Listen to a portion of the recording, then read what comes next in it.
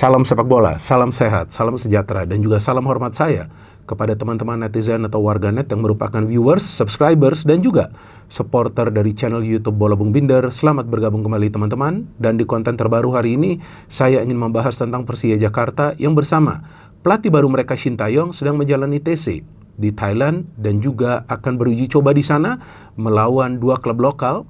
Pertandingan pertama adalah melawan Polistero FC yang merupakan klub yang berkompetisi di Liga 2 Thailand, dan yang kedua adalah melawan Chiang Rai United yang merupakan klub yang berkompetisi di Liga 1 Thailand. Dan nanti setelah kembali ke Jakarta, Persija juga akan bermain di sebuah pertandingan uji coba internasional berhadapan dengan klub asal Australia yang namanya Brisbane Roar pada tanggal 29 Agustus di Stadion JIS.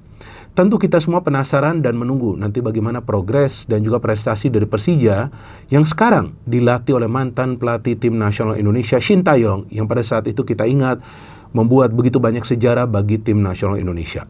Tapi ketika sudah melatih di level klub, tentu atmosfer persaingannya sangat amat berbeda teman-teman. Karena kita tahu ketika melatih klub, jumlah pertandingannya jauh lebih banyak dan juga ada beberapa kompetisi lainnya yang harus diikuti oleh klub yang bersangkutan. Seperti untuk musim depan, Persija kita tahu selain juga akan bermain di Super League, juga akan bermain di I-League Cup.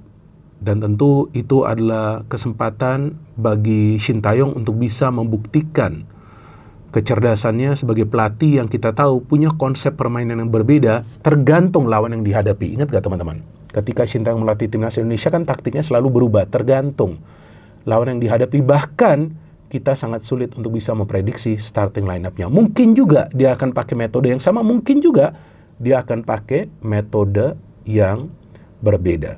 Tapi pada intinya ketika kita menonton permainan dari Persija di Piala Presiden lalu, maka kita sudah bisa melihat ada konsep yang coba untuk diterapkan oleh Shin Tae-yong.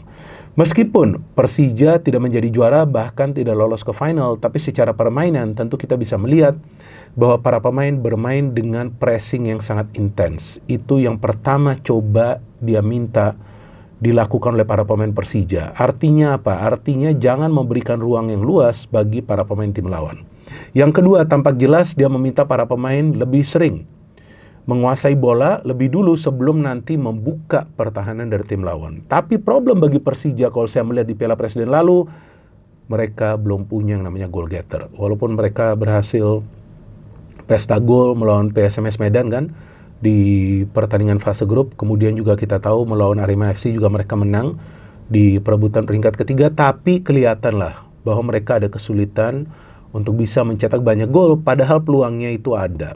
Kecuali di pertandingan melawan Persebaya, karena adalah pertandingan pertama dengan pelatih baru kan, Shin Tae-yong, dia kan masih belum bisa membaca ya peta kekuatan, sehingga di pertandingan tersebut pun walaupun Persija juga bisa menguasai bola untuk waktu yang cukup lama, tapi sulit menciptakan peluang, ya karena memang lawan yang dihadapi adalah lawan yang memang tangguh.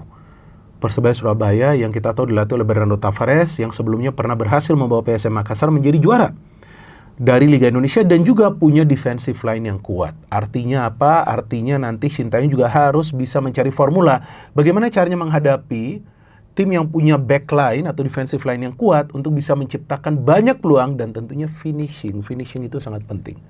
Dan kita tahu untuk musim depan Persija juga merombak skuad mereka. Kan banyak pemain baru yang mereka kontrak. Bahkan kabarnya nih teman-teman, ini yang saya agak kaget juga, bahwa kemungkinan akan ada tambahan 2-3 pemain baru lagi, mungkin juga asing atau pemain diaspora Indonesia. Nah ini yang menarik.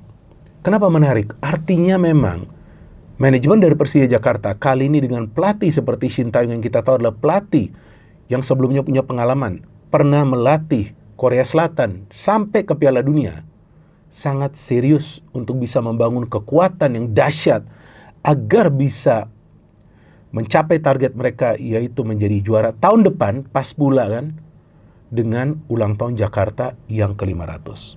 Jadi saya pikir dengan jumlah dana yang dikeluarkan untuk bisa membentuk skuad yang cukup besar dengan mendatangkan pemain-pemain yang kalau saya melihat CV-nya adalah CV yang bagus, bahkan banyak di antara mereka sebelumnya pernah membela tim nasional dari negara mereka, ya ini adalah skuad Persija yang saya prediksi akan bisa bersaing di papan atas. Tapi tergantung seberapa cepat Shin Tae-yong bisa memahami karakter pemain yang berada di Persija Jakarta. Karena sebagai pelatih, kita tahu dia bukanlah pelatih yang hanya mengedepankan taktik atau strategi atau juga nanti secara permainan apa yang para pemain perlu lakukan, tapi juga secara pribadi dia harus bisa berkomunikasi dengan para pemain untuk bisa mengeluarkan potensi terbaik mereka. Dan sudah kelihatan di Piala Presiden lalu, walaupun memang belum konsisten, pemain muda seperti Vigo Dennis kan, Vigo Dennis itu selalu dimainkan loh di posisi defensive midfield bersama Fabio, dan mereka berdua adalah duet yang sangat baik.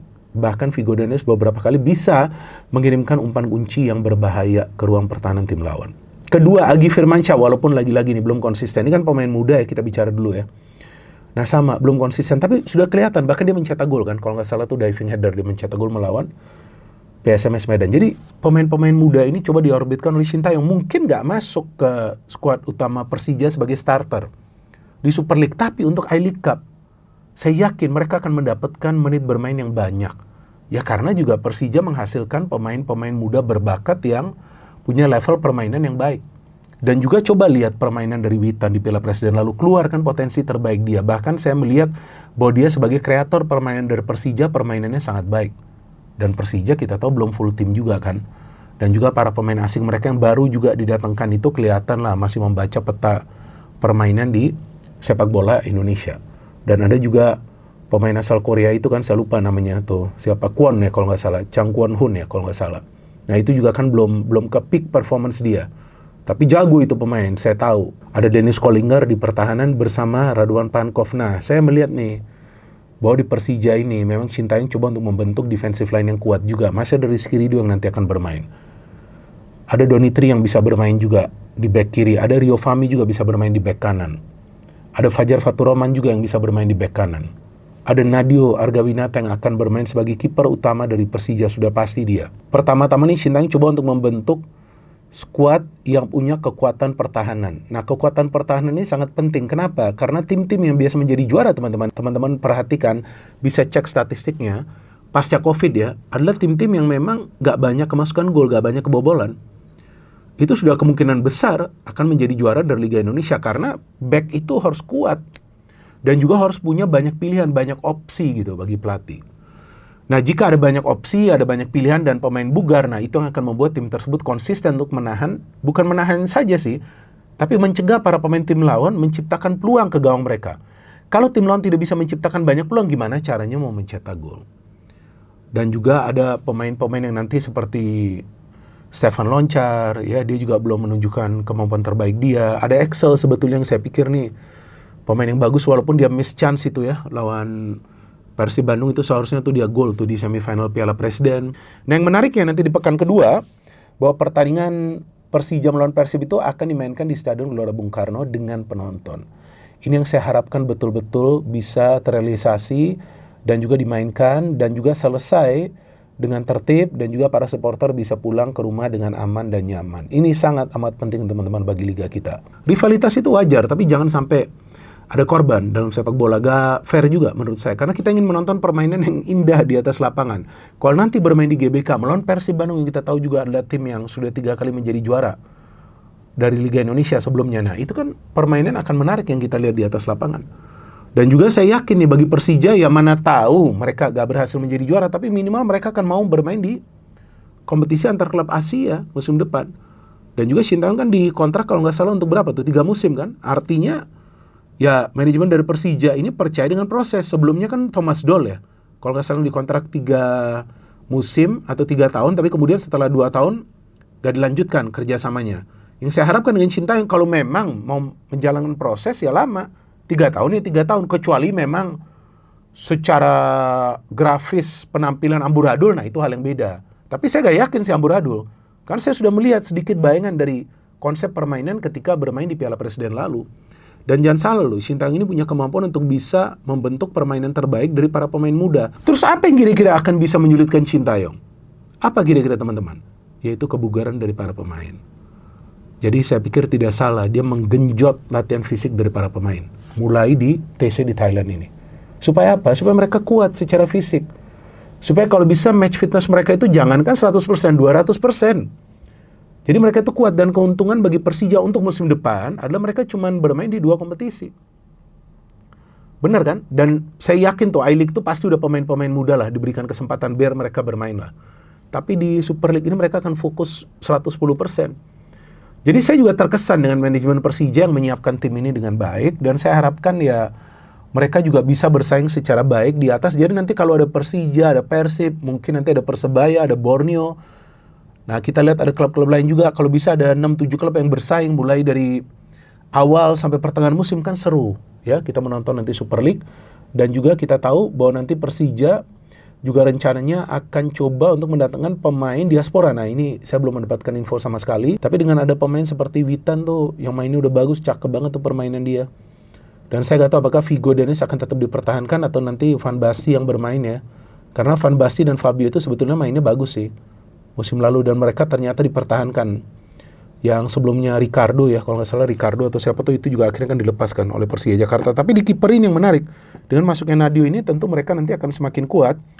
Dan juga saya ingin melihat juga persaingan dari Persija itu nanti adalah di lini pertahanan. Ini persaingannya luar biasa. Nah, ini juga tentu akan berat nanti bagi Jordi Amat ya, yang kita lihat performanya di Piala AFF lalu tuh kalau bagi saya sih ya kurang memuaskan ya, sayang juga. Tapi ya karena dia ditempatkan di pertahanan yang kita tahu dia kesulitan lah untuk bisa mengimbangi pergerakan para pemain tim lawan yang mengandalkan kecepatan. Tapi ketika musim lalu dia dimainkan di tengah oleh Mauricio Souza kan oke ya. Jadi saya pikir Shin Tae-yong tentu sudah tahu apa yang perlu dilakukan, apalagi dia sudah mengenal lah karakter permainan dari klub-klub di Indonesia, walaupun dia belum pernah melatih klub. Kenapa? Karena kan dia juga mengamati Liga Indonesia kita, walaupun nggak langsung datang ke stadion ketika dia menjadi pelatih dari Timnas Indonesia.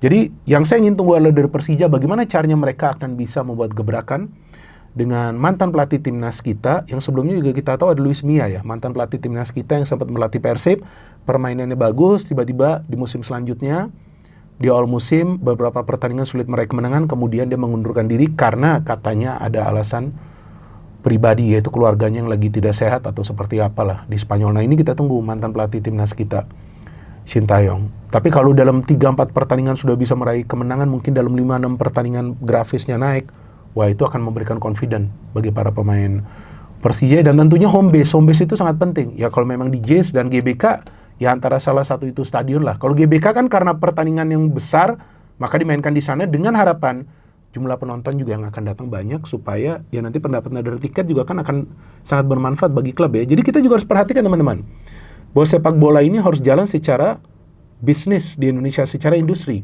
Supaya apa? Supaya bisa menghidupi klub tersebut. Kan bagus. Jadi ketika nanti ada Persija, Persebaya, ada Persib, ada Borneo kan, apalagi nanti kalau mereka mulai main di Asia, mereka bisa memberikan dampak yang baik. Ranking liga kita akan naik di ranking AFC, karena ranking liga kita itu di AFC ditentukan seiring dengan prestasi dari klub-klub kita di kompetisi antar klub Asia.